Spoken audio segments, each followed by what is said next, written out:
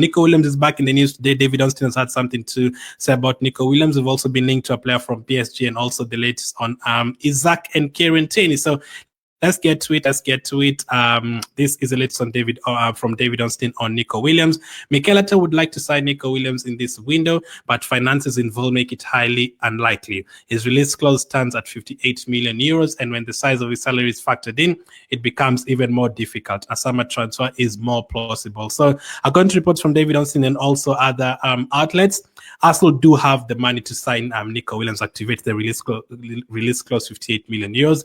Apparently, we've been told since last year that we're in a good position in terms of finances and in terms of PSR. We are not in any danger of getting banned or getting fined or getting docked points or anything like that. We're in a good position despite spending a lot of money 1.5 years ago, buying Havertz, buying Rice, buying Timber, used a lot of money, and also recently buying Calafiori used a lot of money. So it's great to hear that you're not in a bad position, because we've never really sold a lot of players for a lot of money. So that's a good thing. So that is why I usually praise Arteta, and I do, because you're in a very good position financially without even having to sell too many players for 40, 50 million, 60 million, and we're still in a good position. So that is not a problem. Getting players is not a problem at all in terms of signing Nico Williams. Now, the issue that they have is in terms of the wages. Now, last season when you're linked to Nico Williams, they were talking about Nico Williams asking for 250,000, 300,000, like almost the same salary as Bukayo Saka. Now, those reports that would probably bring problems to the team. Like, okay, if you bring Nico Williams and give him 300,000, would Saliba also ask for 300,000? Would Odegaard also ask for 300,000? Would Gabriel also ask for 300,000? That is usually a possibility. You can tarnish the what's the word? There's a word I'm looking for. The harmony. Is it the harmony? I don't know. The word I'm looking for in the team, like the culture in the team, like everyone will start asking for more money. Like, you'd hope not, but that could be the truth. Now, let me argue for both sides. Now, there's a side that I usually don't agree with from the fans, where the fans say, why you ride too much? It's not your money. No, if Arsenal go down, we all suffer. If Arsenal go into debt, we all suffer. You're going to all feel the pain. Like when Chelsea are banned from not signing players, even the fans suffer. So it is not my money, it is not your money. But yes, if Arsenal spend money badly and we get docked 20 points from the Premier League table, we all suffer from that. So you have to be careful how you're buying players and how you're going to give them the wages. So it's not my money, but it's still the club that we support. So we want everything to be going well on the pitch and off the pitch. But to argue for the other side as well, we've never really spent enough money for forward players. Signing Declan Rice, so that season, absolutely fantastic signing. Has been incredible for us, especially that first season. Oh my goodness, we were asking for a midfielder like that for years and years and years, and he hit the ground running, and he was worth every single penny of that 100 million. And the wages that we gave him, absolutely worth it. And that's the midfielder we needed. At the back, is Saliba asked for 20,000 right now. He's only 23 right now. Is he 23, right? He's very young. I think he's 23.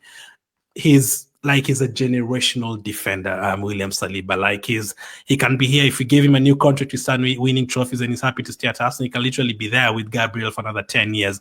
Hopefully that would be the dream scenario. You don't have to buy any defenders. Let's have like a Tony Adams and a Steve Ball, the Tony Adams and a Martin Keown, a defensive partnership for years that is going to last for years. That would be great. Spending money on a defender like Saliba or Gabriel, absolutely fine. But we've never really spent that kind of money on a forward player. Martinelli was a very cheap signing. Trossard, January signing, only 20 million. Saka came from the academy. Sterling, we have him on loan right now. You're not even really paying his wages. So we've never really spent that amount of money on forward players. Gabriel Jesus, you can argue, but I don't think he was even that high in terms of wages. As if you want a player like Isaac or Gyökeres right now, you'd have to pay 300,000 per week or something. And we've never really spent that kind of money. I don't have a problem with that, spending on one or two players like that, because we really need it. Like, literally 80% of our squad is great. Defensively, we're still the best defense in the league. Midfield-wise right now, yes, Partey and Jorginho are approaching the end, but Rice is signing for 100 million. He can still be here for 5 years.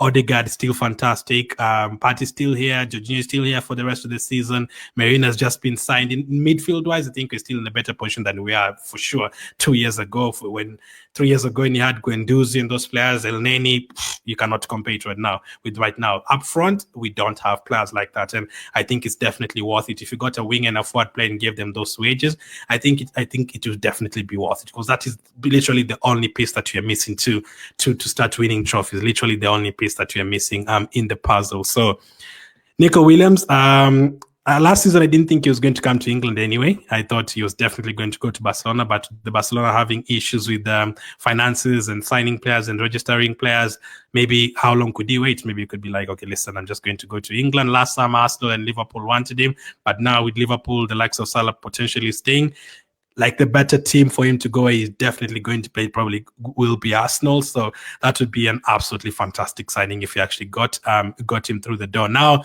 we talked about him last season as well a lot, and we say that in terms of the season in La Liga, he had five assists and 5 goals and 11 assists in 31 appearances, which was great. But this season so far in 17 games, he's only scored 1 goal and 3 assists. Now, I said, he's not the finished product yet. He was very, very good at the Euros. He was very good last season for Bilbao. I think it was almost 20 assists in all competitions. He's very, very good. He hasn't scored goals this one. He hasn't got an assist, but I think he definitely improves our team. And he's very young. There's still room for improvement there. And he just improves our team in terms of quality, in terms of quantity. If you have Nico Williams starting and then you look at the bench, you have Martinelli and Trossard to come on, that feels a little bit better, than what we have right now.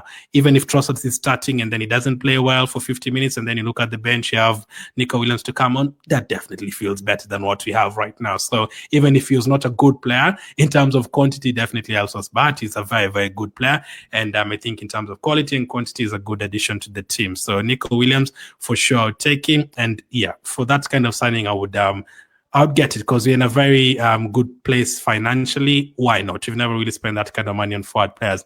Graham Bailey also said TBR Football has been told Nico Williams is now considering a move to England. Mikel Arteta is understood to be obsessed with Williams, while sources added that Arsenal do have money to spend this month, with the message being one of quality over quantity. Now, that is true for me. I think both of them are very important anyway.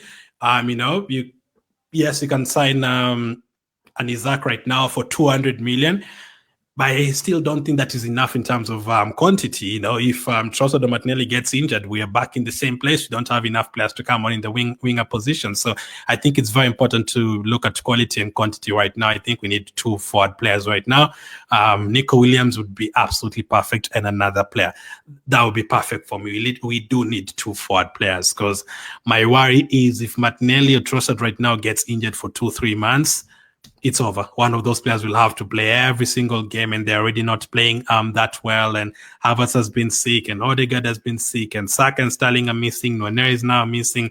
Jesus, about his injury record, like it's not a safe place to be at. Like you have to have options in the forward areas. As we said the other day, Liverpool, they have Jota, they have Nunes, they have Diaz, they have Gakpo, they have Salah, they have Elliott, they have several players who can play those forward positions, and they're all fit and firing. Salah never gets injured, Diaz rarely gets injured, Gakpo is always there, so they have options. Even if Jota is out injured numerous times, they still have options up front. So hopefully we do get a big signing in January. That would even motivate the fans more. For me, personally, I still feel we are competing for the league. I want us to win that Carabao Cup. I predicted us to win it. And I want us to do well in the Champions League and in the FA Cup as well. We're still in all 4 competitions, so I can't just throw the league away and fans give up already, and then we just say, okay, we're not going to sign players until the summer. We cannot do that. So, yeah, so that is the lesson, Nico Williams. Next up,